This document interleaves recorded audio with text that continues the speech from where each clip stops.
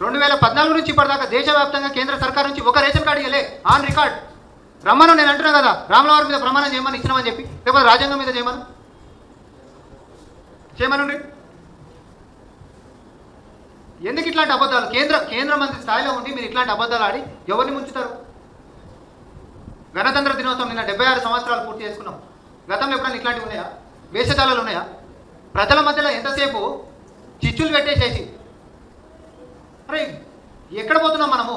మీరు కేంద్రంలో అంటే సార్ మాకు ఇల్లు ఇంకెక్కువ కావాలని చెప్పి కొట్లాడేటోళ్ళు బీజేపీ నేతలు, బీజేపీ ఎంపీలు అయి ఉన్నారు.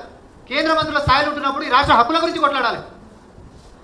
అదేం లేదు, మా బొమ్మ పెట్టకపోతే ఉన్నాయి కూడా ఇవ్వం. బెదిరిస్తున్నా మీరేమన్నా? మీ బొమ్మ పెట్టకపోతే మీరు ఇయ్యనిస్తారా, ఇయ్యనియరా? ఈ బెదిరింపులను చూసి ప్రజలు మీ బొమ్మని ఉంచుతారా, అది ప్రజలకే వదిలిపెడుతున్నాం.